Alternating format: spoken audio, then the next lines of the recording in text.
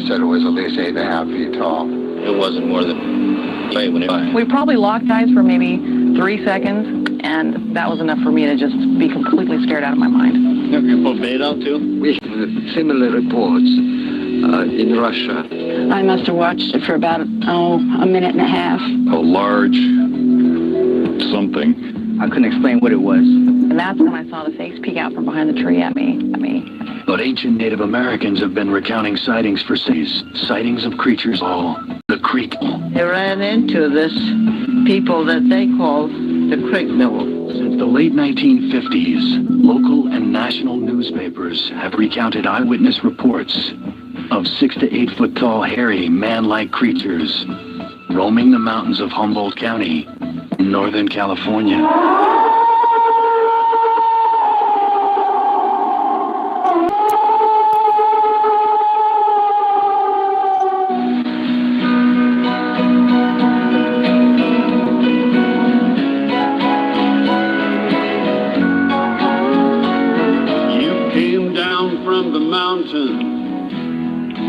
Crystal waters flow. No reason to consider company might show, but destiny would find you where you walked across the sand to leave a world divided. Did Roger film a Bigfoot or man? Where are you now, Patty? Well, welcome, folks. It's that time once again for the Friday evening Bigfoot Radio. And now for the Bigfoot research teams from across the country. Welcome, everyone. How is everyone doing tonight?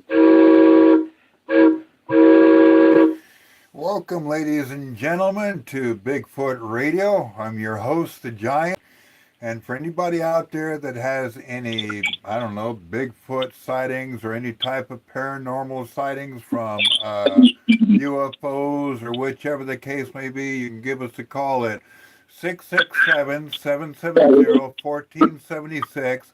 And the participant code is 759314. Again, 667-770-1476, and the participant code is 759314. And what is that noise in the background? Yeah, that's bad. Anyhow, we got a special guest on the show tonight. The She Squatchers. Welcome to the show, Jenna. Well, thank you. Thank you so much for having us. So tell us everything about what's going on with you girls since the last time we spoke. Wow, we've had a lot going on. We've traveled all over the country. I can't remember how long it's been since we were on. How many years? Oh, boy. Did you say it's been? I don't know, maybe 4 or 5, maybe 6 years. I don't know. Bruce, you know, don't you? That's a long time. Bruce was telling me earlier. You're about right on that, Steve. You got to go back and search the archives and see if you can find them. I said, man, I have to go through all those archives in a whole week just to look for that. Oh, no, that's okay. 4 or 5 years, that's a good enough answer for me. We've had a lot going on in that time. We've traveled all over, and we've just been really blessed to be able to do that. And we've had some really cool experiences along the way.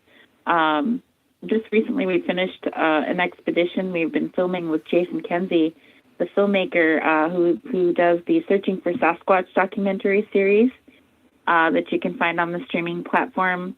I think the one they use now is called Fasten. It's like awesome with an F at the beginning. And it's a free smart TV app that allows you to stream content for free. So it's kind of like Netflix, but it's free. And so all the Searching for Sasquatch films are on there. And we've also been doing Paranormal Adventures documentaries with him as well. So there's just a ton of shows that we've been filming since the last time we spoke with you. So we just got back from Texas. Well, Jenna lives in Texas now. She's moved down there. Oh, Lord. And we went down. I know, poor Texas. Texas. And Jason and I went down there and joined up with Jenna and some other researchers, and we did a really extensive Bigfoot expedition down there. And it was a great time. Great time. How do you enjoy in Texas, Jennifer? Oh, God. I tell you what, I've been part Texan my entire life. My father was a farmer, and by the time I got older, well, actually, by the time I was born, they started going down to Texas. So they bought a place. So I've been part Texan my entire life. So I just feel at home. I love me some Texas. Hey, go Texas!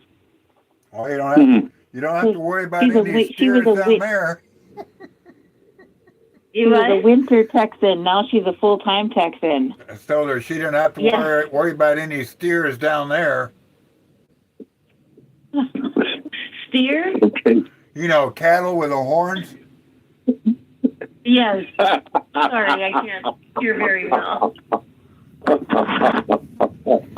Anyhow, I did a little bit of a background search myself, and that's what an investigator does and all this other stuff. I asked a few questions. I found out something about Jenna I didn't know nothing about. She is I knew she was a healer, but I didn't know she did healing through... I think you're talking about Jen, not Jenna. Well, Jen, they both come up as Jennifer. Right. Well, isn't there also it was me that you were talking to online. Right. Anyhow, one of them is a healer, and she said something about, I was reading on one of her pages, something about one of her old mentors, and I went and watched his video, and when he said something about Mother Earth talks to the people, which are the first people, I'm like, well, hell, I already knew that a long time ago. You can go outside, and if you know anything about nature, you can watch the birds and the animals, and the birds and the animals are very good teachers. Some people don't realize that. Well, yeah, that's true, but I think the native way is definitely about being connected and being aware of your interconnection with nature. Of course. I mean, that's the basis of native spirituality. You have to be connected to Mother Earth, everything. Everybody knows that. At least I hope they do. Yes. Remember the story I told you about, Chris, when I went camping? And I think Jen remembers this. I went camping with Chris Contreras, which is no longer on our show anymore. We went to, I think it was Big Bend, California. I walked outside at night because I heard something walking around. I was checking my Jeep, and I was wearing nothing but shorts and flip-flops. That was it. I flipped around, and in front of me was a cougar about maybe, 7, 8 feet in front of me. And I wasn't scared of it. I was just looking at it, everything else. Took one step and it took off. I guess. And beings, I'm not really afraid of much, especially when it comes to nature. The only thing I don't like is snakes. And your best friend's named Snake Man. Yeah, but he's a two-legged snake. I don't have to worry about him. Jenna, no, you're Jen, and there's a Jenna, and there's a Tammy? No. I told you earlier that Tammy left the team quite some time ago. She was only with us for a little while. Oh, okay. Okay, we're not going to talk about that. Ask him any question you want, Chris. Okay. So is Jenna on listening to tonight? Yes. Yes, I'm right here. It's just that everybody's voices are kind of cutting out, so I'm having a little bit of a hard time hearing. So I'm putting myself on mute, but I'm happy to answer questions if you got some. Okay. Well, what I was reading about, that you deal with, which I find something similar with mediums. I've taken mediums with me when I've been out Bigfoot researching and so on. Is that something that you've done when you go out looking for Bigfoot? Do you bring mediums with you? A medium, or are you a medium? Are you asking me or both of us? Yeah, for both of you, because you're together as a team. Yeah, we go out, we use our senses. Oh, I was just going to say, we go out, we use our senses. We're psychic mediums, and we use our senses to bring us to different areas, to lead us, to guide us. We also do something called remote viewing. And I don't know if you're familiar with remote viewing. I am. No, I'm not, but I'm willing to learn. I am. I know what it is. Okay. Well, Jenny has a great explanation. She'll be very thorough in explaining what it is that we do and how we do it. Okay, so we are both psychic mediums, and we were doing paranormal work before we got into Bigfoot. So the remote viewing thing was something that I was using to even help to locate missing people prior to doing anything like this. So when we decided to start looking for Bigfoot, I thought, I wonder if we could use this to see if we could get closer to Bigfoot, find out where he is before we actually get to the woods itself. And what we're doing is a little bit different than what normal people are calling remote viewing. That's literally called controlled remote viewing. We are doing something I'm calling geographic remote viewing, because we're using Google Maps and satellite imagery to look at locations, and we're able to lock down GPS coordinates of our target. So we'll look at locations that are of interest to us. And if we ask questions like, is there Bigfoot here? Is there Bigfoot evidence that we can collect here? And what we see on the image changes in reaction to the question that we're asking. So when, a lot of times I'll be looking at the area first. If I start seeing something interesting on a location, I will drop a GPS coordinate next to it, send it to Jenna, and she will have a look at it too. And if she starts seeing the same things I'm seeing there, we're calling it a really good hit, and we're going to try to get to that location. So, this has been very, very successful for us. Just in our recent expedition in Texas, we actually had service out when we were out in the woods there. So I was looking at the location where we were at. I saw an interesting area of energy that appeared as a triangle on the Google Maps, and I showed it to Jenna in the moment, and she said, "Yeah, that's really cool." So we showed it to Jason, who was leading the expedition, with the other researchers as we were filming a documentary. And so we decided we walked to that location, which I think, we were probably about 500 feet from it or so.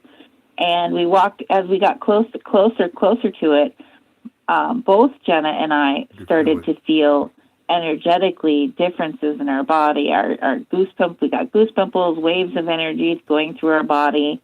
We could feel the energy frequencies increasing in that location the closer that we got to it, into that triangle area that showed itself on the remote view. Not only that, there was other researchers that were not ever claiming to be sensitive or psychic at all, who were saying, "Oh my gosh, I can feel that too." They were feeling that energy as well on their own bodies, so they were reacting to it as well. As we got further into the triangle of energy, we literally came to the center of that area, and there was a stick structure that was in the form of a triangle that had been placed with these trees that were placed in a position to look like a triangle. So we investigated that a little bit and saw that it couldn't have fallen that way, that it was absolutely placed. And Jason was all excited that we found that triangle within the weird triangle of energy. Yep. I often will find in a remote view, it's not uncommon for me to find a triangle of odd energy. And I usually call that your Bermuda Triangle of that location. So it was fun to actually go to one in the moment and to feel the energy of that. Actually, I know what she's talking about. When you're out in the forest or anywhere else, it's like having a built-in metal detector within your body. And you could be out there somewhere and you can feel something. It's hard to explain. It's like using a dowsing rod, best way I could put it. And if you're looking for something, a dowsing rod will basically tell you where it's at. Well, what she's talking about is like having like an internal like metal detector in your body, and no matter where you're at, you can tell if there's something off or you can tell if there's something right. And I've had this thing happen to me more than once.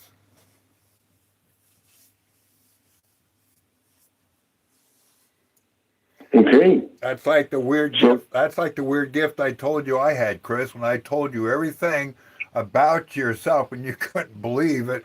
And I've never met you before. Yeah. I want you to pick up Powerball for me next. I can't do that when it doesn't work that way. I wish it did. I'd be rich. Yeah, I know. Yeah, I've always said... It's like, go ahead, Jen. It's like having intuition. Kind of, sort of. Yeah. That's great that you use those kind of gifts that you have. I always found out when I would bring a medium with me, we'd go out for maybe 5 nights in a row, staying out in the wilderness, and she really would be able to connect with nature, and some areas where we had connection with her phone and Wi-Fi and so on, she would play native music, a lot of like wind instruments and things like that. And she would have response, man. I mean, it was quite authentic with nature, with howling and owls and coyotes coming in, and then occasionally she would be able to mind speak with Bigfoot. And I couldn't hear nothing. I mean, I just don't have that gift. All I know is that I get attracted to mediums because of past history that I've had. But some that are willing to join me in the wilderness that will come, they teach me a lot, and they also learn themselves about the wilderness. So a lot of them, come and they've never been in the wilderness deep, where you're there. There's no going anywhere. And that's what when I was reading your bio and stuff like that, Jen and Jenna, I noticed the mediums, and that definitely got my attention. So I'm glad you use that in your practice. That's going to be very helpful. Well, it's definitely been helpful for us. And then I think when we first started out in 2015, Jenna and I were out there doing it all the time. And we were finding evidence almost every time we were out there. And we thought, well, this is pretty easy. We didn't realize we were having such good luck because we were using our senses on that. We just thought it was always easy for everybody else, but we were having such good luck at finding, footprints and structures and den-like structures and all kinds of, wonderful things. We had seen things on the night vision and the thermals, and we just had really good luck. Have you guys seen Bigfoot before? Absolutely. Okay, now. In the daytime, in the open. Yeah. Strange question to ask, and I'm sure I know what the answer is. When you saw your when you saw your first Sasquatch, has it been a lot more easier since you've been going out there now? It's like every other Sasquatch out there knows that you've been seen upon or looked upon before? If you know what I mean? Oh, that's a good question. I think that they definitely show themselves to you if they want to. As just as much as there's people who go out there all the time and never see one. Even though there might be there.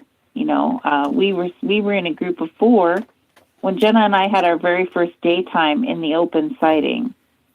There were 4 of us walking, and only 2 of us saw the Sasquatches. I saw one, and Jenna saw another. we were looking in different directions. And the one that I saw was standing out in the open. We were walking down a power line corridor that was cut through the forest. And we're walking with the property owner and an author of a book that wrote books about that area. And we're walking, and I'm looking down the corridor, and I'm seeing what looks like a Bigfoot standing out in the open. And I'm like, well, that can't be a Bigfoot, or he'd be saying, look, there's a Bigfoot right there. I'm like, that's got to be a dead tree. It wasn't moving. It was a dark brownish red color, you know, it can look like that. And it was quite a ways off, so I thought, oh, that's just got to be a dead tree that looks like a Bigfoot. And so we just kept walking towards it. We walked about 600 feet closer to it, and it's still there. And he takes us into the woods to the side and to look at some structures that he felt that Bigfoot had made. And as we come out of the forest, he's showing us some hairs to the power pole that some of them had been collected and sent off to be tested, and they were believed highly to be Bigfoot hairs. So we're looking at the hairs that are still attached to this pole, and just then I looked down the corridor to the what I thought was a dead tree, and it was gone. There was nothing there. And I was like, oh my gosh, it's gone, it's gone. And, you know, I tell the property owner, you know, I thought it was a dead tree because you weren't saying, hey, there's a Bigfoot, you know. And then Jenna's like, hey, I saw something too, but she's like, she was looking to the right and I was looking to the left. What she saw was just outside the tree line on the right, and she had seen a black one that was a little bit shorter than was the one I was looking at. Mm-hmm. So it was very interesting that we both saw a Bigfoot out in the open in the daytime very clearly for a long period of time, and the other two people who were there did not see them. Mm. Yeah, because now this is in Minnesota. Yes. Okay, I read that you're about Minnesota. You're Minnesota, North Dakota girls. Yep. Or you do a lot. Yep. Okay. And Jenna, by the way, Chris is also an author as well. Okay, great. Yeah, oh yeah, I do a lot of Bigfooting.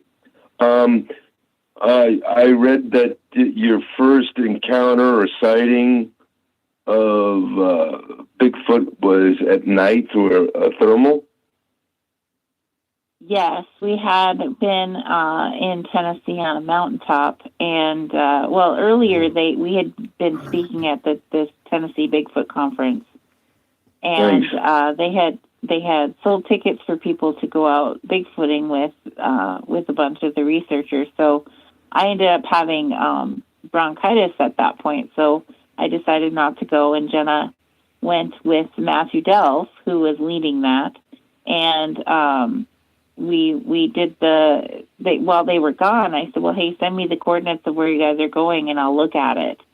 So I was remote viewing it while they were there, and I was marking areas where I was seeing Bigfoot activity. And so when they got done, we got together, we had supper, and they couldn't take people out on a Bigfoot hike at night because of legal liabilities. So we went back out there together without the other people after dark, and that's when we caught the thermal. And it was, you know, we did a remote view right from the car at the top of this mountain, and I asked if there was any Bigfoot in the area right now, and then I started to see one on the map about 30 feet from the car. So I was like, oh, it's right there, and so we used the thermal imaging device, and there it was. We got quite a few minutes of it on recorded, so it was very, very interesting stuff. Well, you and Jenna are right. They will appear if they want to appear for you. They feel comfortable that you're in your presence. They will appear for you, and other people may not see them. You know, you're right on that. Yeah. I remember, and I think I told this to her before years back. Kid, I think I was like 6 years old, and where I saw my first Bigfoot was like maybe 200 miles south, where Roger Peterson, or whatever his name was, Yeah, you're right. Roger Peterson Patterson. saw it. Patterson. Patterson. Right, when he saw his Joe Bigfoot up in near Marble Mountain area, and I was 6 years old when I saw mine outside my bedroom window, and we were face to face, a foot away from each other. He's like on the outside of my bedroom window. I'm on the inside of the bedroom window. I'm looking at this thing, and I'm like, holy crap. And I ran up underneath the bed, and I stayed there all night long until my mother came in the room and asked me why I was underneath the bed. And I told her what I saw, and the first thing that came out of a woman's mouth was, oh, hon, you're just having a nightmare. And I'm sitting there thinking to myself, why would a nightmare leave a bruise on my thigh? Come on, man, I ain't that stupid. But a lot of indigo children, if you know what the word indigo is, a lot of indigo children have been given bad raps, and I was born in indigo. That's the reason I ask you this, is because when they look upon you, it's like they're marking you in a spiritual way. So when you're going out in the field again and you see a Bigfoot and the Bigfoot looks at you, it's like, oh, he already seen us. And they just walk on by like it's nothing. It's what I call a spiritual mark. Okay. I've often wondered if it is a frequency that you attain, and then once you've attained it, you can see into that frequency. That's the way I look at it. That's what I've kind of thought about that. That's what I look about it, because, see, certain people, now this hasn't really much to do with Sasquatch, but certain people, we have certain frequencies that we're used to. Now, when I go to bed at night, I listen to a certain frequency when I'm sleeping, and it helps me sleep better. I don't like listening to rock and roll when I'm sleeping. It just drives me bonkers.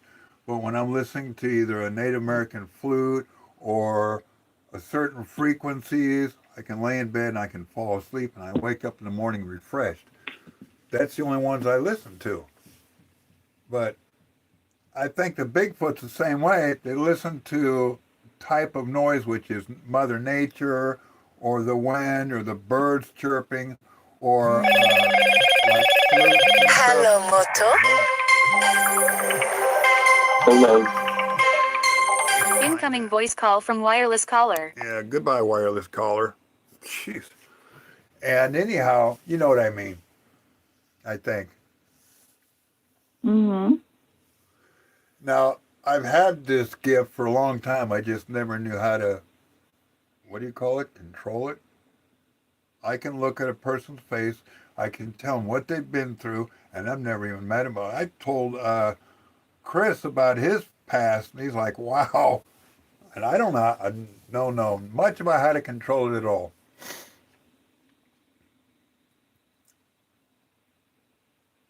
Well, that's something that comes with time. Yeah, I guess. And practice. Yeah. Anyhow, back to you girls, and back to you, Chris. Go ahead. Oh no, I am just thrilled that you have this capability, because it's such an advantage.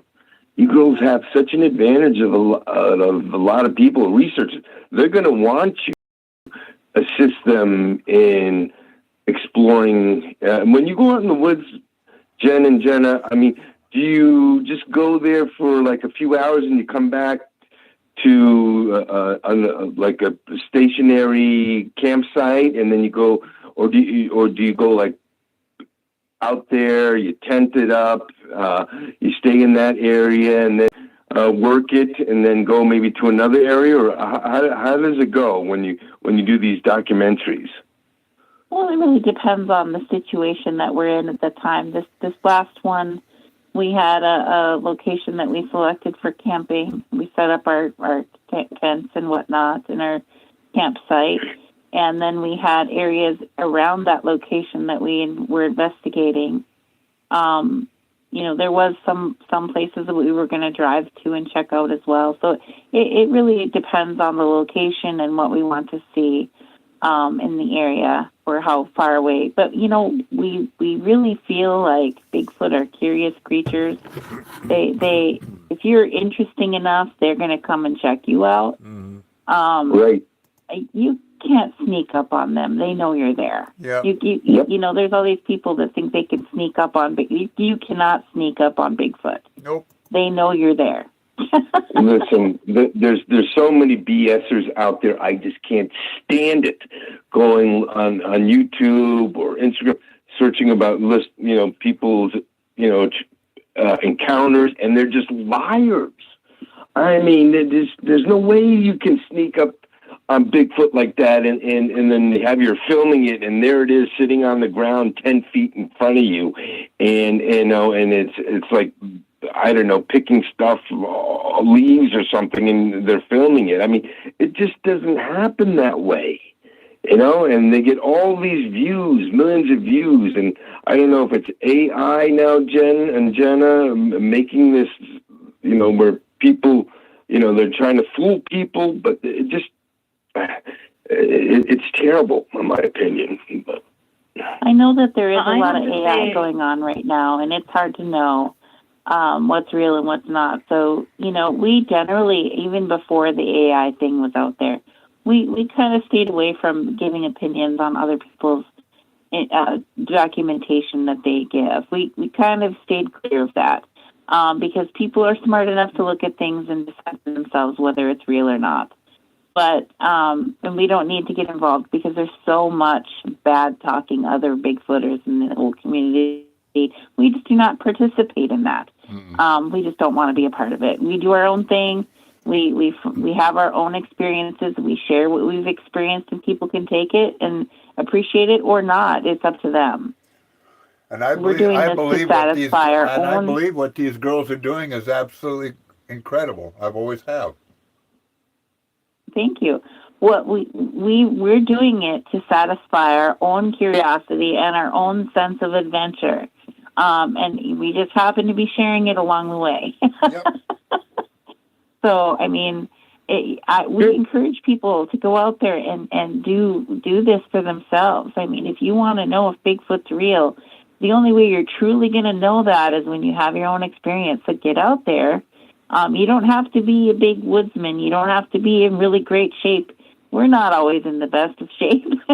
Yeah, okay. But we've gone out there and done it anyway.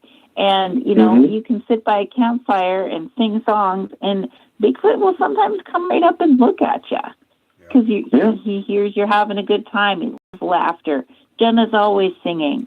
We're kind of entertaining, or so we think. Yeah, don't let them fool you. They're in excellent shape. Trust me on that one. It's not always true. I mean, I had cancer a couple years ago, and we were still going out. You should have contacted me. I could have told you how to get rid of it. Oh, well, it's gone now, so we're good. And I ain't talking about no chemo either. Chemo tears your immune system down. I would never take that for nobody. All right. Now, another question is, have you ever felt uncomfortable out there? I know normally with me, I mean, it's always the presence of seeing them, and when I see them, I'm going like, this is real. This is in front of me, yes, there, and I'm staring at them. They're staring at me. But I have had in the beginning, when they didn't get to know me as well, scream at me. I'm talking through my body. The sound just went through my body like they were angry that I was invading their area. Have you ever had anything where you felt uncomfortable with Bigfoot, or even some things like Bruce likes to be in, the paranormal part? I mean, like that's not related to Bigfoot, that you felt like, wow, this is different and uncomfortable? I think anytime, and this is Jenna, I think anytime you run into something that you're not ready for, you're going to feel that uncomfortableness. It's about how you settle into it and your reaction to being unsettled for a moment, and say, okay, you've got to question your senses, you've got to question yourself, you've got to question your surroundings, and really think about what's going on. So definitely there's usually, at least for me, a short moment of being uncomfortable, especially with animals. I get more uncomfortable with the big animals and the humans than I would on the paranormal and cryptids at this point. Okay, so really what you're saying is that you haven't been uncomfortable with something with paranormal or Bigfoot, more with animals or humans. I mean, I'm just saying that in any situation, when you're not ready for something to happen, you're going to feel that little bit of that not feeling that full comfort, not feeling your full confidence. So yeah, your confidence can get shaken a little bit when you're out there. But like I said, it's all about how you react to that, to the situation. But yeah, I just think it's natural. Can you give us an example of that made you that you have you come across anything? That's what I'm trying to elaborate on. I mean, was it? Oh, yeah. Actually, we were out looking for Bigfoot, and I ended up seeing a gnome, and it just about shocked my world because at the time I did not believe in Bigfoot. I did not believe we were seeing evidence. We were seeing all of these things that led us to the thought that Bigfoot is real. But at the time, I did not understand. I did not accept it. I was like, nope, I didn't see it with my own eyes, and I can't be real. And it wasn't until Jen and I were waiting for the other group to come back with some things to dig up one of these, what do you call them? What do you call them, Jen? We're making tricks. Oh, we're casting.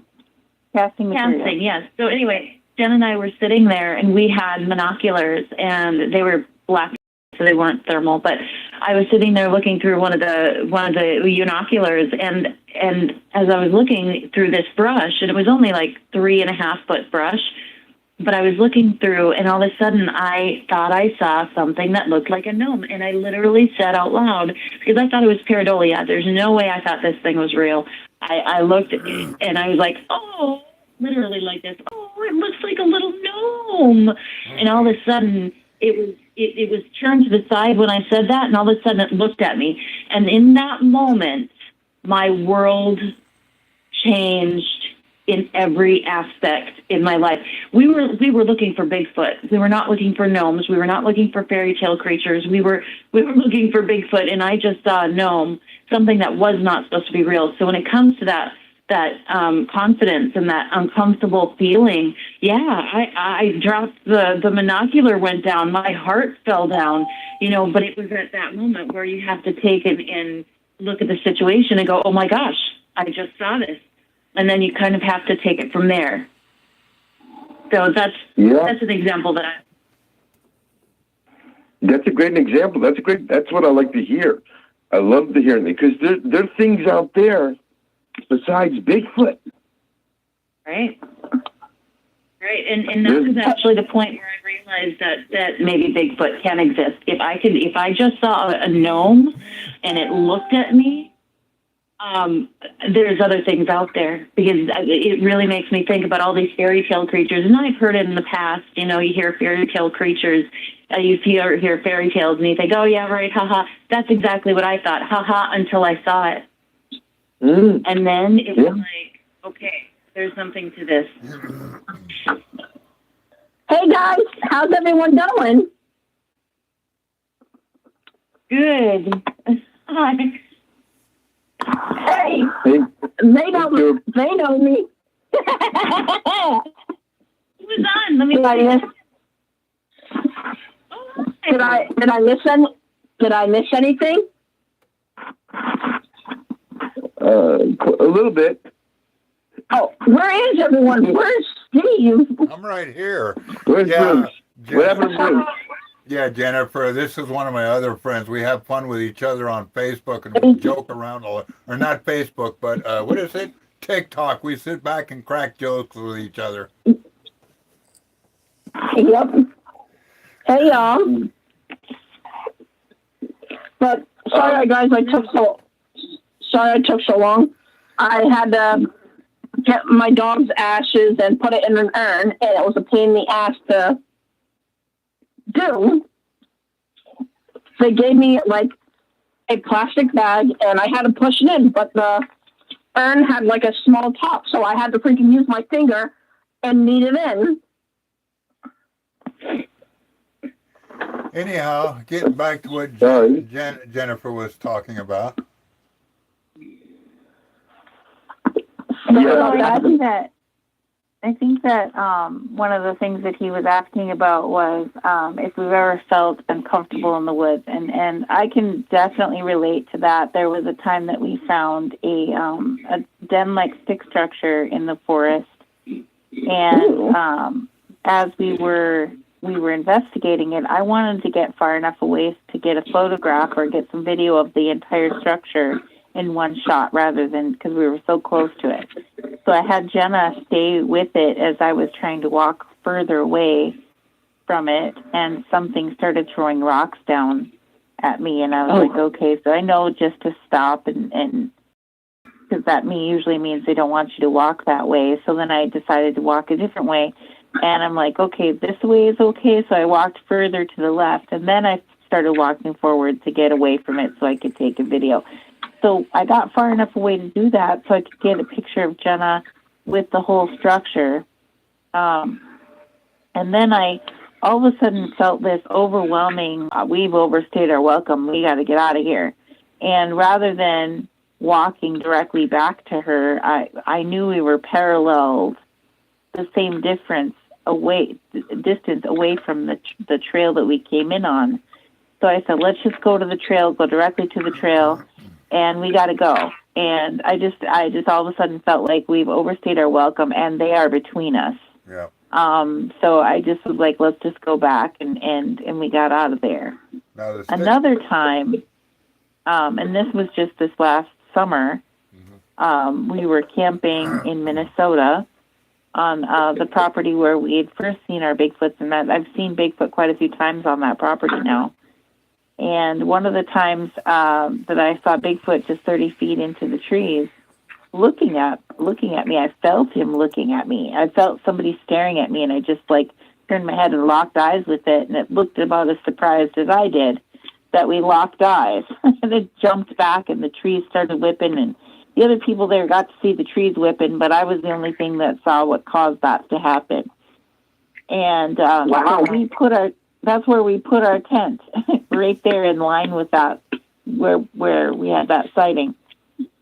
And so this last summer we were camping there, and Jenna had gone to bed earlier than I did, and I was out at the campfire, which this property owner, he mows paths throughout his whole massive property. There's paths crisscrossing, and they all kind of meet up at certain places. And the fire pit area is kind of a central location to these paths.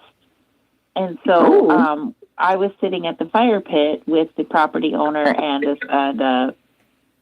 somebody from the university who had come out to do camping with us, who was doing genome project work about Bigfoot DNA, who wanted to come out and see that property. So his tent was on a different trail than our tent. And then the property owner's home was on a different trail from that. So we were all in different directions.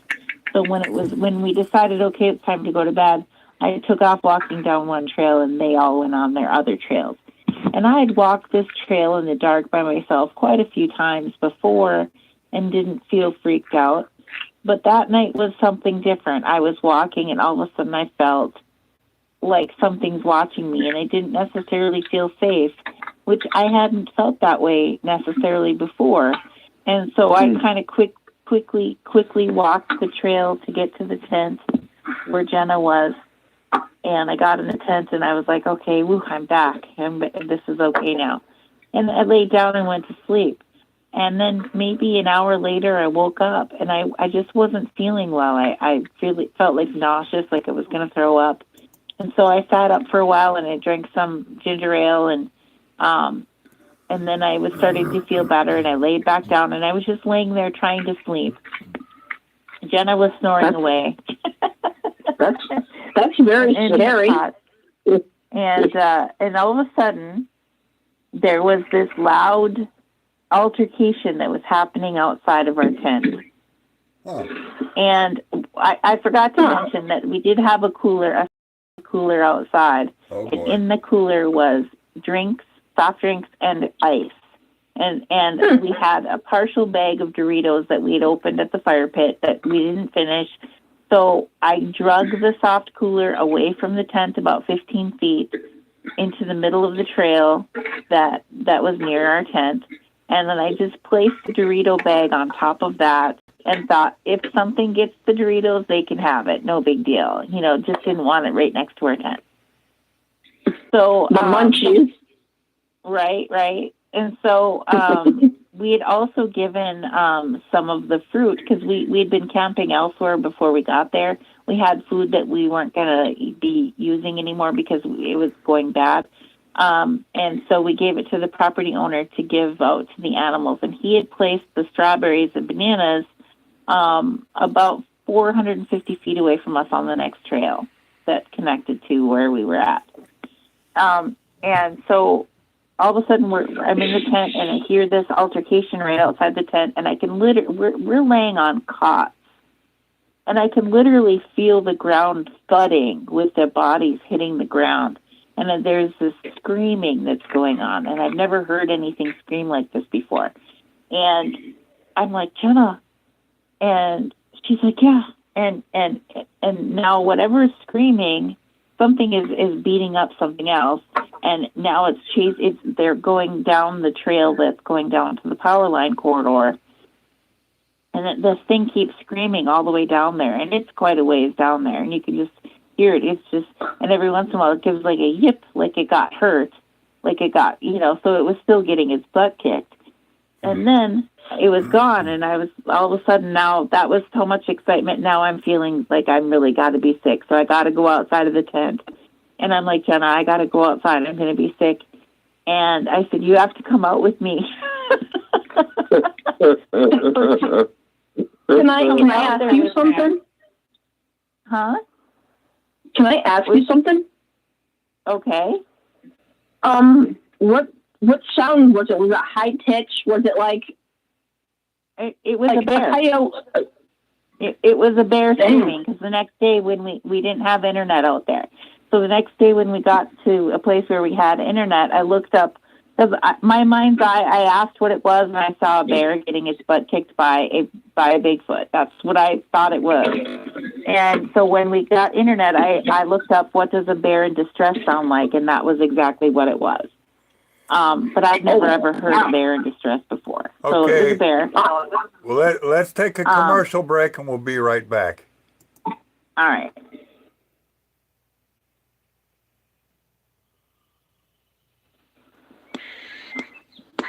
Did you know that the wrong mattress protector can ruin the feel of your mattress?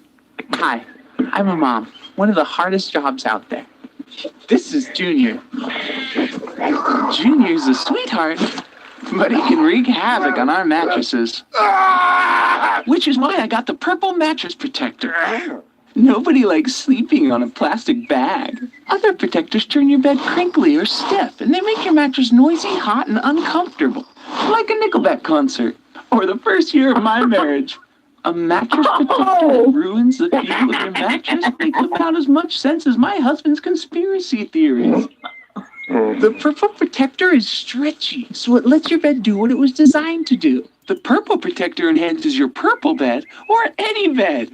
It's soft and flexible, so it doesn't take away from the supporting power of your mattress. It fills your pressure points when you lay down, instead of making your mattress hard and uncomfortable, like watching Transformers 4 through the window of an RV. And the stretchiness means it's super durable, which is nice because Junior has vivid night terrors about deforestation. With other protectors, I always felt like I was choosing between comfort and protection. I shouldn't have to make that choice. I need to protect my mattresses. They're a big investment, especially husband's salary. With purple, I don't have to choose. It's stretchy, which means it's comfortable. And it knows the most important part of a mattress protector is protecting against stains and moisture. My little guy's pretty good when he's awake, but nighttime is a toss-up, and that's okay. Accidents happen. No more mystery stains on your nice mattress. The purple protector is waterproof and water absorbent, which will keep your mattress dry and clean. It protects the top and the sides of your mattress, so no matter what spills or leaks out of your family members, you'll know your mattress and your warranty are safe. It's stain resistant, so I can just throw the protector in the wash and it's good as new. I wish I could do that to my husband. It's hypoallergenic and non-toxic, and it's resistant to dust mites, which can be a problem in the forest. It's cool and breathable, which means no more waking up sweaty and damp like a Wookiee's armpit. I even have one on my bed. It's so comfy, I can forget it's even there. So when Junior gets scared and joins me in bed, I can rest easy knowing my mattress is protected. It even comes with its own 10-year warranty.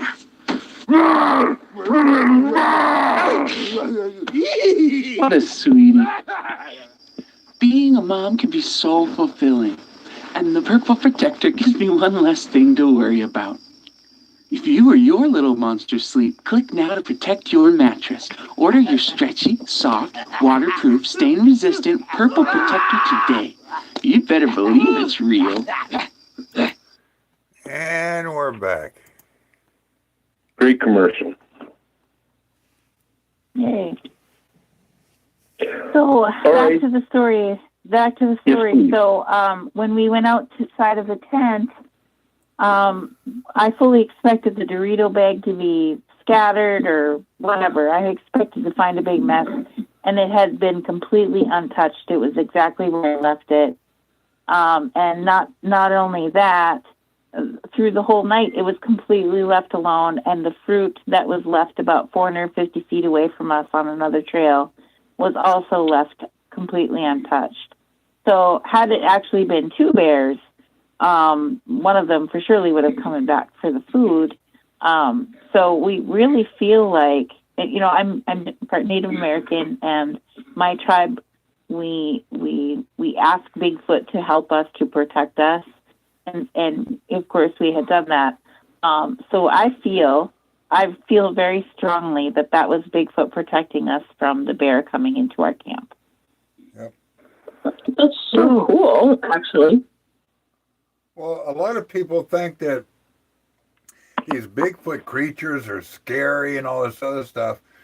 And when you see them, like I have through mostly all my life growing up, they never, ever once tried to harm me or anybody else I've ever known. Now, they do have a bad habit of having fun.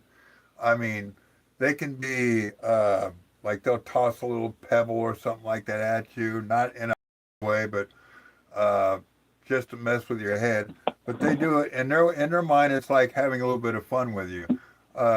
They're not the type of creature, or I should say people, that go out of their way to harm you. If you can communicate to them in a different perspective, they'll do everything they can to protect you. And I'm the type of person where I don't think these people are going to even hurt you at all. I really don't. If that was the case, I would have been hurt a long time ago, and I never have. Right. Yeah, I think that if they wanted to hurt us, they definitely would. And they, I think there's a lot of people out there that maybe are I think if you go into the forest with a firearm, if you shoot one, I don't think that's going to turn out well for you, because I don't think there ever just is one. Nope. And they know if you're coming out there with bad intentions. Yeah. They know that. And when I go out in the forest, I do take a firearm with me, but I also know they can understand our language. And when I go out there, I tell them I'm packing a gun, but it's not meant for them. And I'll leave it at that. Well, that's like when I went hunting when I was 14 years old in Florida. I had a skunk ape follow me out at arm's length away from me, not knowing he was behind me. Until I made it to the fire, and my dad told me slowly turn around, and I did. There it was, standing right there an arm's length away from me. And I know it's an arm's length away because I reached my arm out and brushed his chest by accident. And it just stepped back, grunted at me, and tilted its head, and I tilted my head, and we looked at each other. Then he ran off into the back into the swamp. Yeah, but you thought your dad was playing a prank on you too. I did, yes. Yes, I did. And I had a 20 gauge shotgun with me squirrel hunting, and it didn't seem to really bother him much. I think what it is, it's mostly they can tell by your intentions.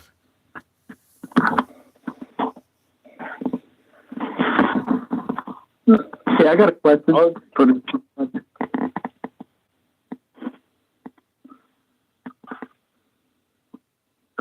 Somebody was going to say something, or can I ask a question now? Go for it. It's all you, Anthony. Anthony, go ahead. So my question for Jen and Jenna is,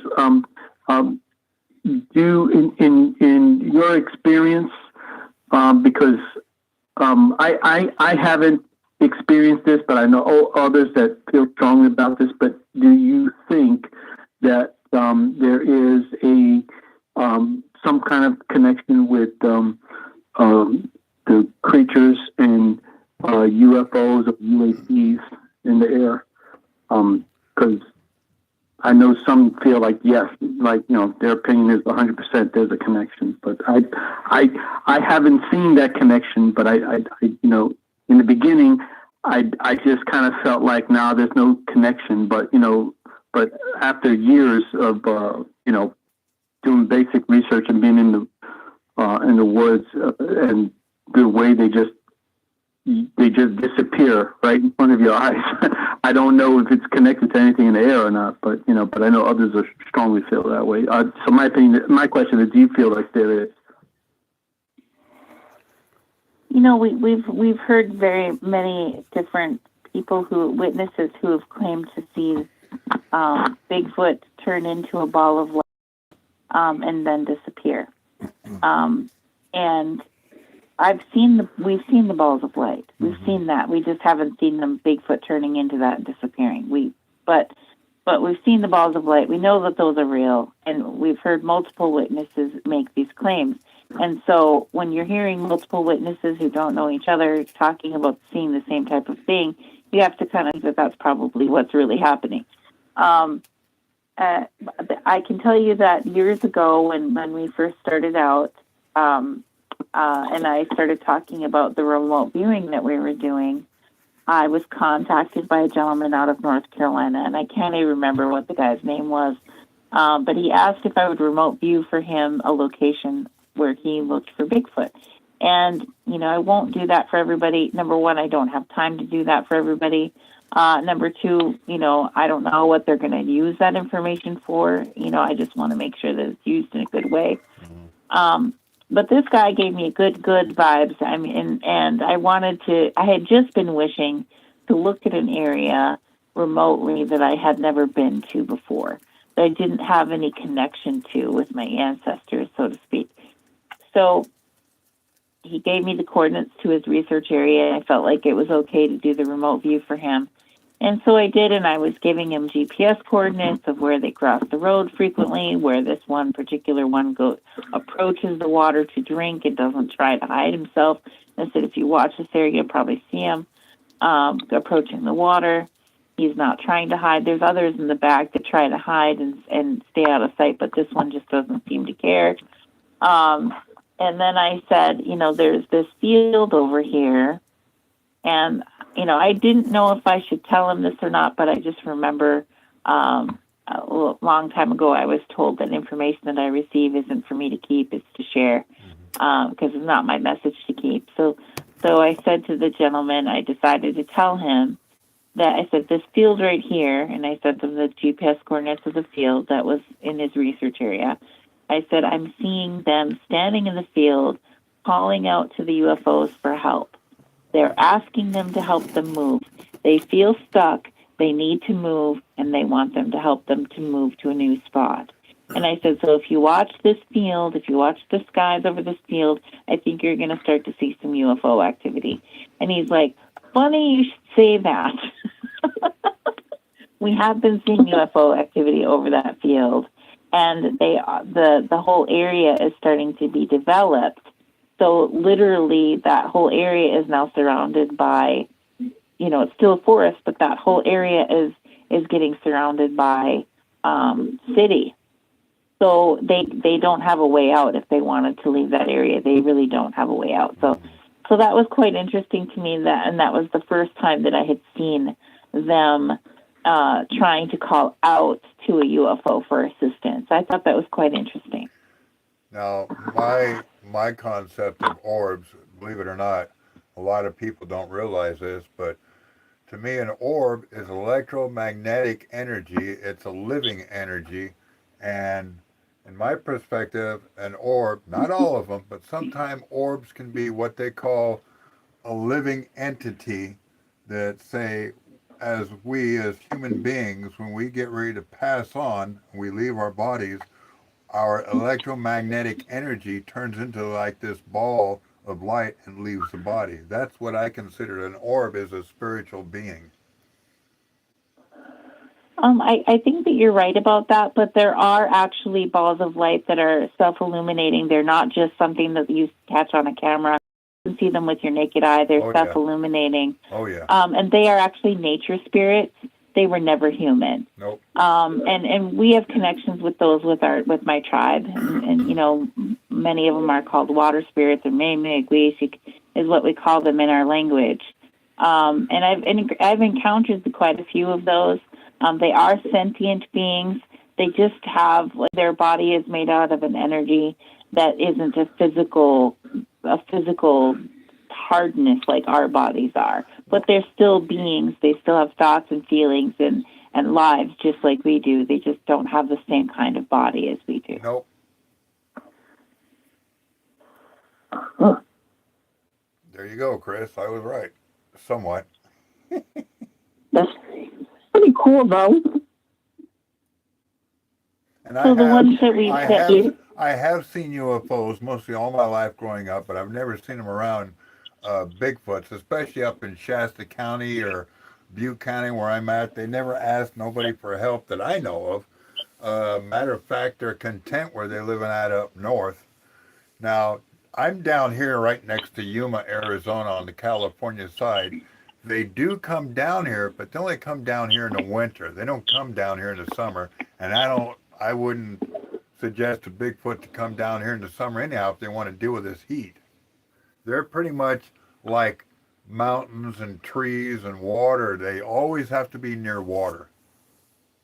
Now, your tree structures, have you seen any that were like around 12 or 15 feet high? We've seen lots of different kinds of tree structures. We've seen ones that were den-like, that were literally many trees stacked on top of each other, and then the branches weave together very tightly. It was very, very obviously created with 4 walls and a roof. And we've seen some that were, there's been some on my reservation where the trees were pulled out of the ground and teepeed together with the roots in the air. Mm-hmm. I've seen those. Large trees. I've seen those before. Yeah. And then we've seen ones where they're stacking these down trees into like where they couldn't have possibly fallen like that. There's multiple trees coming at it at different angles. There's one that was found during our when we were filming Searching for Sasquatch 10, the Minnesota Roars, at that property where we had first seen our Bigfoot up during the day. That's where we filmed the Minnesota Roars, Searching for Sasquatch 10. There was a tree structure. It was very, very large that was found, and they called it the spider web because it was so many trees that were just clocked together. It was just beautiful.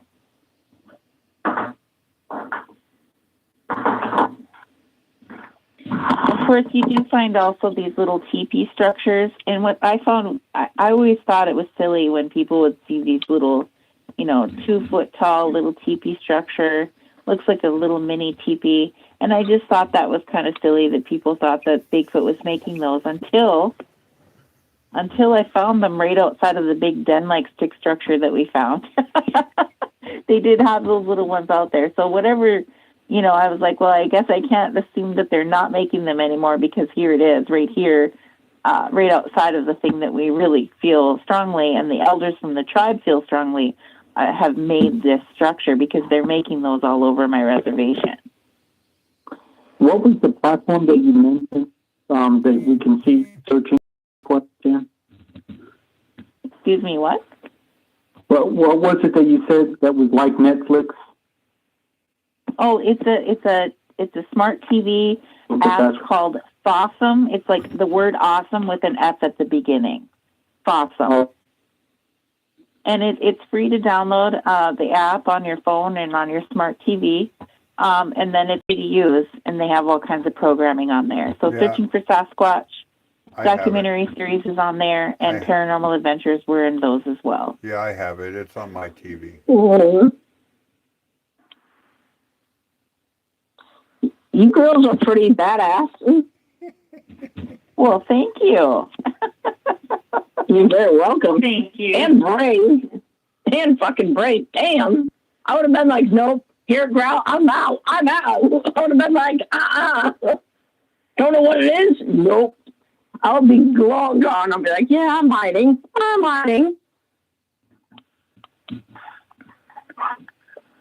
Hey, well, we had her. Jenna seems pretty fearless compared to me, that's for sure. But Jenna's died already and came back, so she has nothing to fear. Do you have any more cool stories, young ladies? We have all kinds of stories. And I don't know which ones to tell, I guess. What about the one where you guys were doing the dinosaur thing? Oh, so when we were in Texas, we were looking for some fun things to do when we were not on expedition, and there we found a location that had dinosaur tracks that were embedded into the stone in the ground. And so the place is called Dinosaur Valley State Park, and you can go in the state park and visit the tracks. They're right there in the stone. And some of the tracks, depending upon the level of the river, sometimes they're covered by water and sometimes they're not. So we got to see some of them while we were there, and some of them they were underwater and the silt fills in the tracks, so then you just can't see them. So we got to see like half of them. Did you see any human foot tracks next to them as well? So when we stopped at the museum, right before the state park, they had made casts of that, and I wish I had taken pictures of that in the museum when we had stopped there, because we thought we could find them, but those particular ones were underwater when we were there, so we didn't get to see those in person. But we did get to see them in the museum where they had been cast, and they were showing them, displaying them there. And they were, there were some that were regular human-sized footprints, and then there were some that were quite large. And it appeared also to have a mid-tarsal break in the footprint as well. So, and that would be something that would be potentially a Bigfoot track. Mm-hmm. I can remember when I was in Bodfish, California. It's part of Lake Isabella, Kern County. I was staying up at Chris's house. She's met Chris before online years back, and not this Chris, but a different Chris. And me and him went up to this place where there was supposedly supposed to be a lot of Bigfoot activity, and we were going to go up there and speak to the ranger in this. I think it was like a protected wildlife type, but they've had a lot of sightings up there. So me and Chris go up there. This is back in 2020, I believe. And we were walking around down the trail and everything else, and we were a little bit tired, so we sat down, and I could have swore I saw something staring at me about maybe, I don't know, could have been maybe 100 feet away from me, and I have pretty good eyesight. And I looked at this, looked like a black face looking at me. And Chris couldn't see it, but I could. And then after that, the face went away, and we're just sitting there, quietly talking to each other. Next thing you see is this big giant looking, I think it's maybe 100-foot, maybe 200-foot tree. I'm not sure what type of tree it was. It could have been a cottonwood tree for all I know. And it had leaves, green leaves and everything around it. And you could see this tree shaking back and forth, really aggressive. And then all of a sudden the tree was taken up out of the ground. And we were sitting there looking at each other like, this is nuts. And the tree was gone. And so we pretty much just gathered up and we walked out of there. We weren't afraid. I wanted to go out there and look, but Chris kept saying, no, you don't need to go over there. It might be somebody's property or something like that. And I thought, dude, I didn't care. I wanted to go out there and look anyhow. But he decided he wanted to take off, so we got in the Jeep and we went back to his place. But I can remember that day when we were out there on that trail and we saw that tree. It looked like something grabbed it and just tore it down to the ground. And this tree was huge. That's scary. Yeah, there were no bears out there, but we've had talk, and there were a lot of people talking about how they've seen all these strange Bigfoots out there. They couldn't explain what they were, and what we saw just made our mouths drop and hit the floor. I got another question. I'd like to ask the Chief Bosses, like, what was your favorite Bigfoot encounter?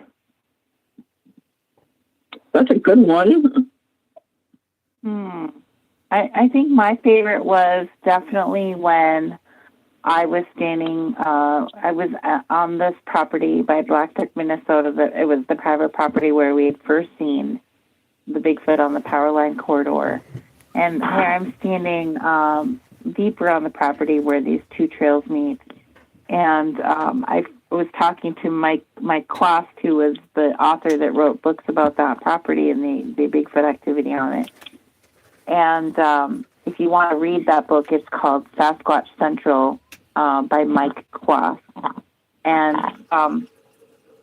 that's one of the books that he wrote about the activity at that property. And he's since written updates to that.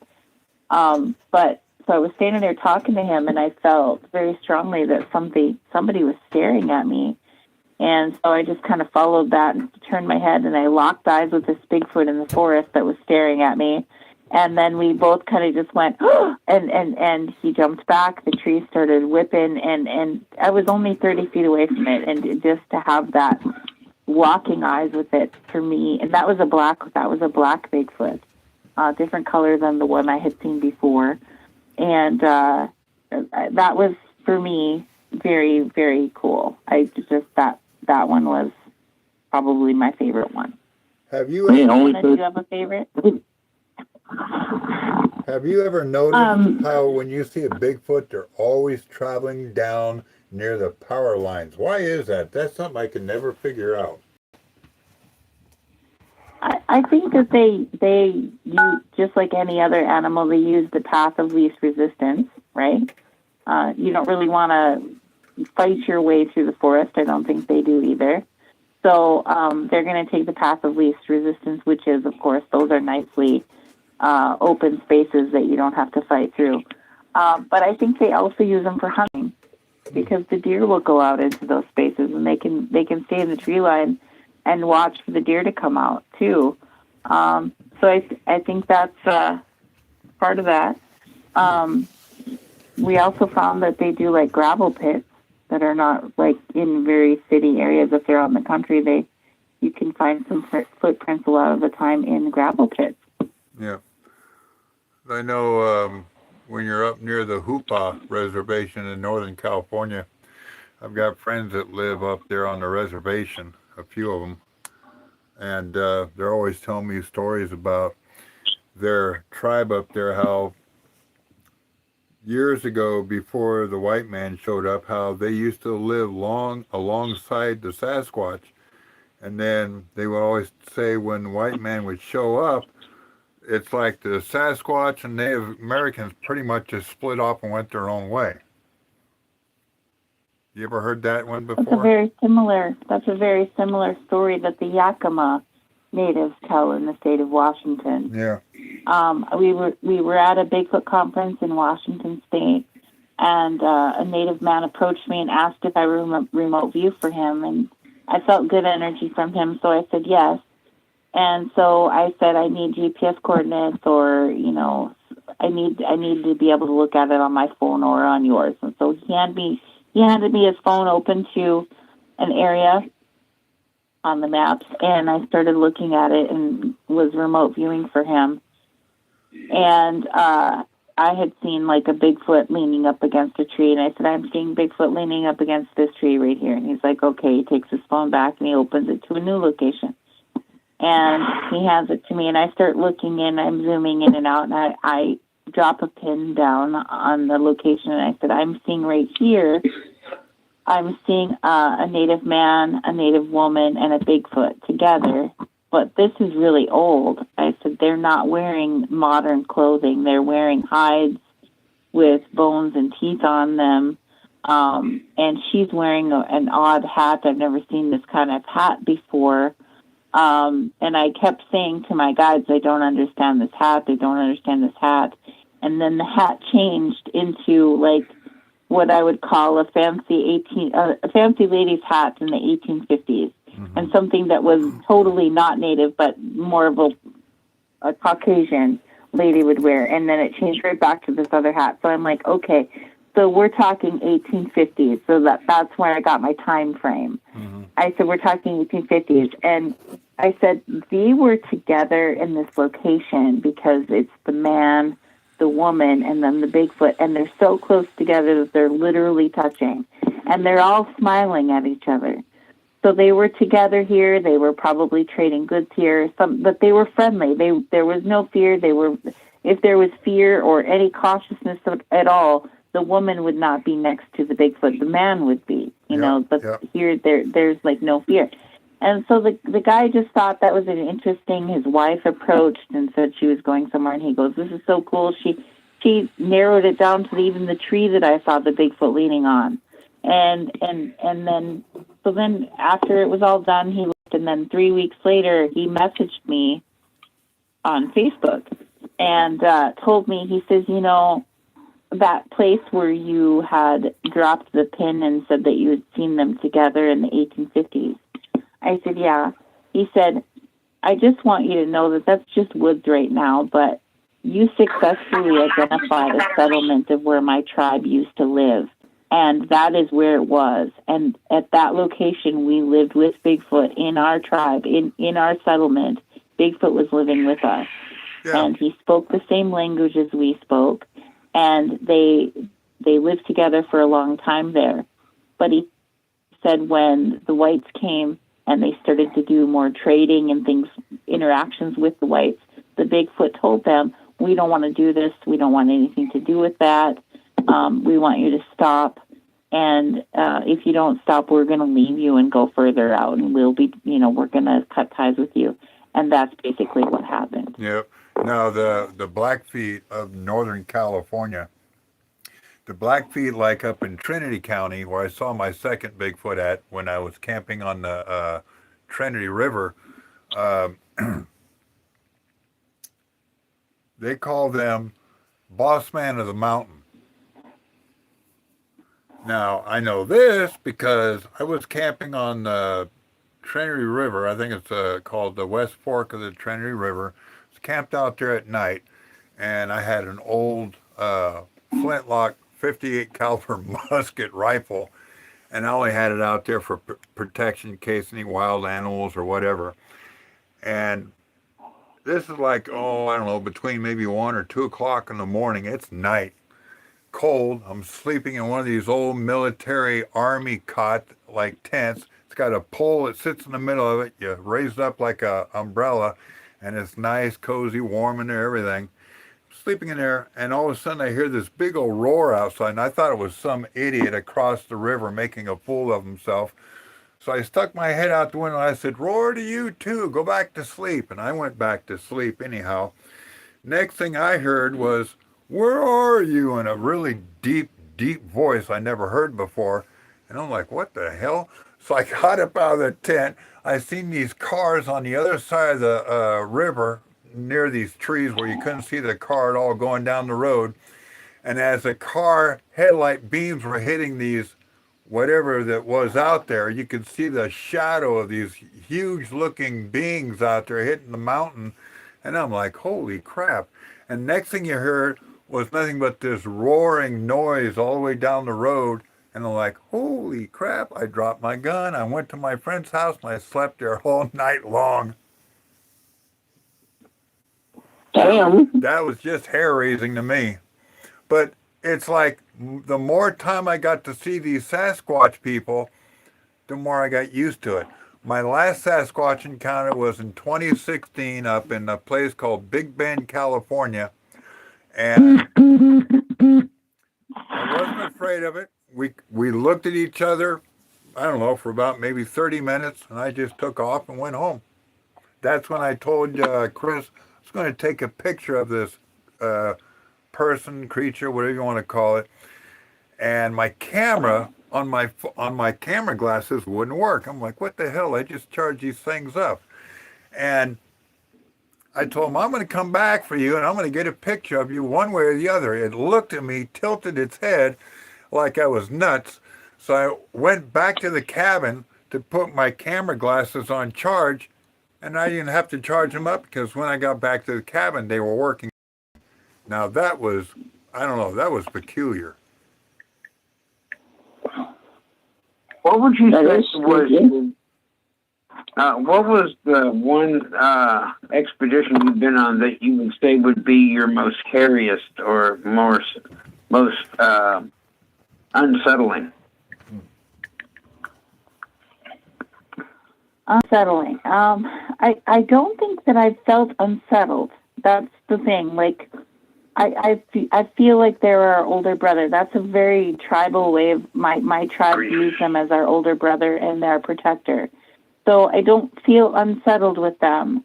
However, when we were just in Texas, there was something that we heard, which was they have wild hogs in Texas. Oh, yeah. And they can be very, very dangerous. Yeah, we got those, we heard one being killed. And that was an awful, awful sound to hear. And it wasn't that far away. And we were laying in our tents when we heard that. So, and it was an awful, awful sound. And then shortly thereafter, one of the Bigfoot stepped into our camp. Yeah, that's what we call javelinas. Yeah. What? That's what we, over here we have the same thing, wild pig. We call them javelinas. Yeah, they have them in Texas too. Yeah, that we were in Texas. Yeah, I actually lived in Paris, Texas.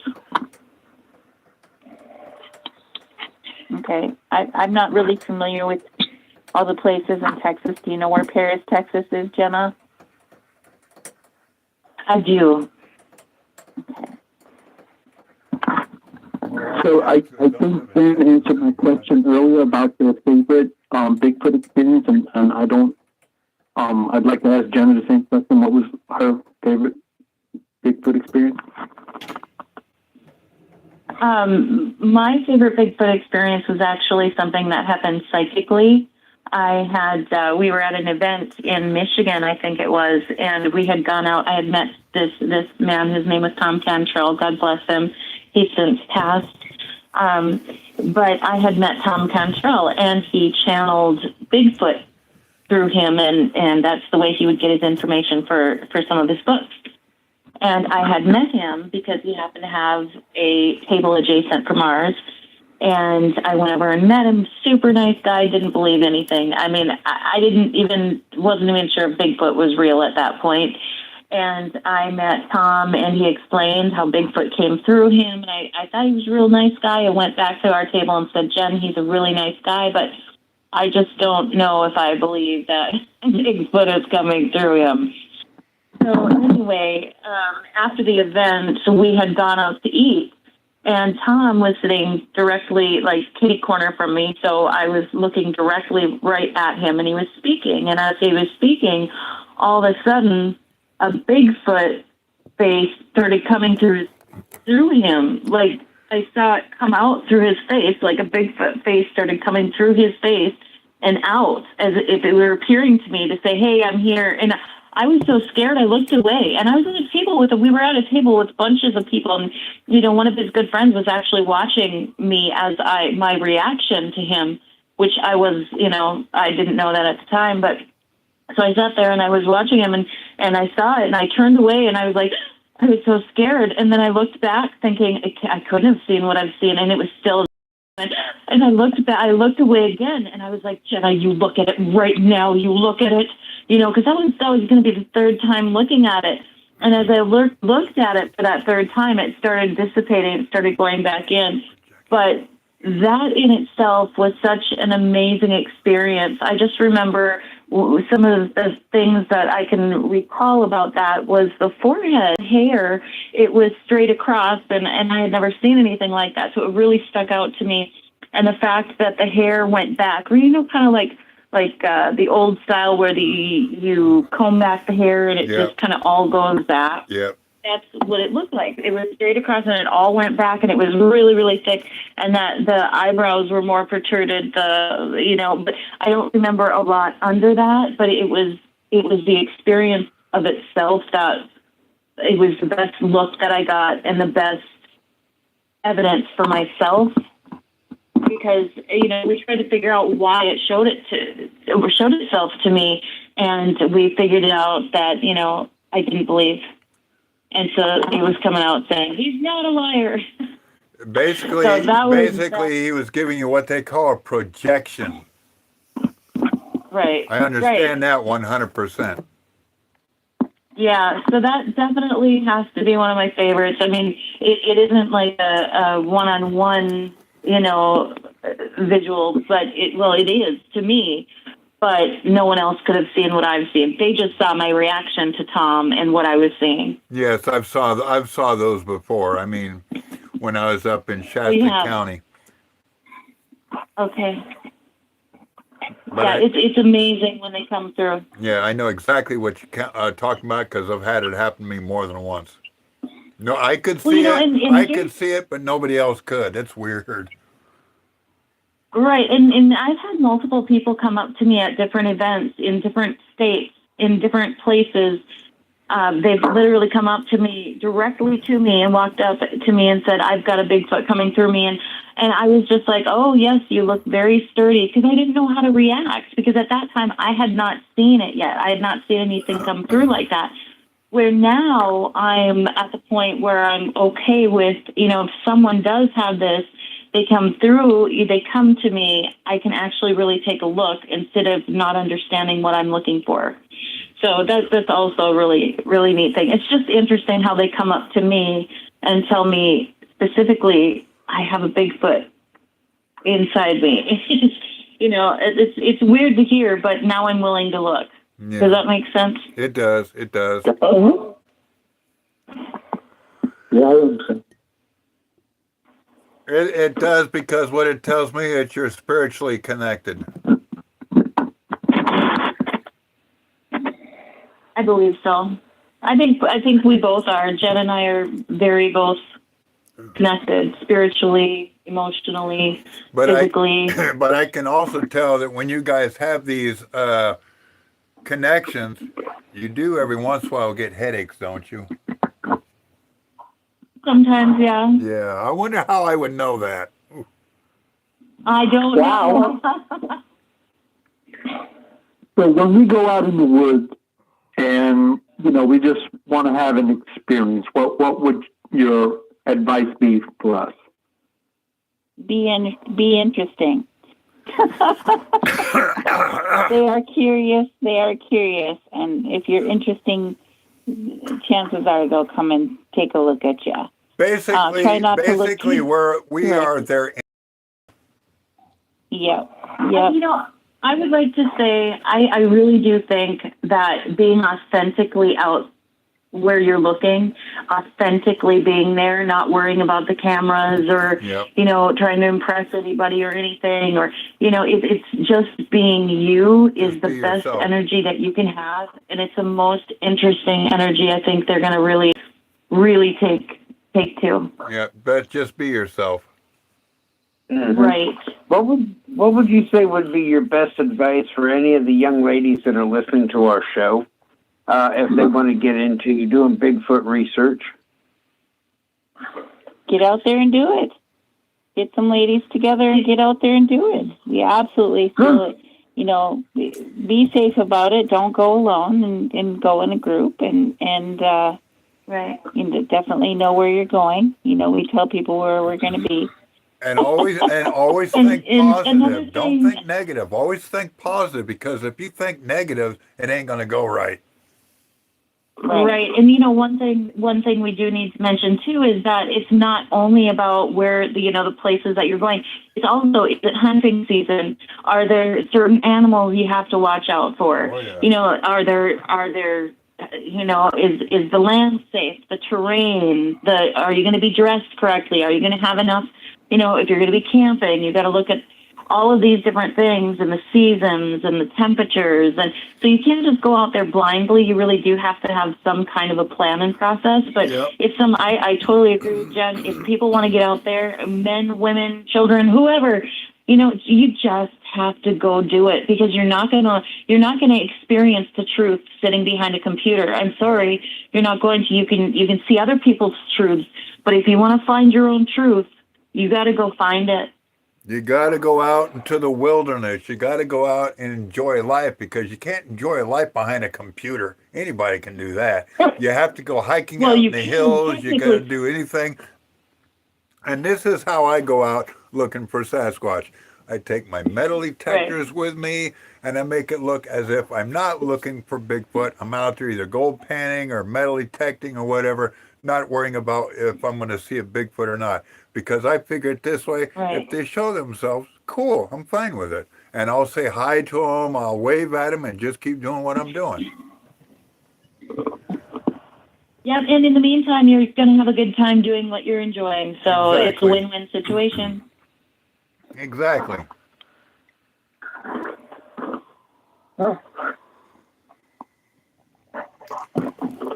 Well, we want to thank you for having us on your show tonight. We appreciate you asking and having us back. Of course, I would never. Everybody kept asking me for the last couple of years, get the sea squatchers back on, get the sea squatchers back on. I'm like, okay, I'll try my best. That's all I can do. And I'm sitting back, and I'm like, man, I forgot her name again. I have to just look sea squatchers and see what I can find. Finally found her. Yeah, thanks for coming back. So good. Mm-hmm. No, I was saying thank you for coming back, Jen and Jenna. Oh my gosh, thank you so much for having us. And definitely. Thank you for everything, young ladies. Oh, you're welcome. Well, thank you. I need to get to bed because it's been a long day for me, but thank you guys so much, and it was good catching up and hearing from you. And you're welcome. You're very welcome, young lady. Thank you for coming on. And it's that time. It's that time of night again. It's that time of night again, ladies and gentlemen. And we all thank you for listening to the show. Good night, everyone.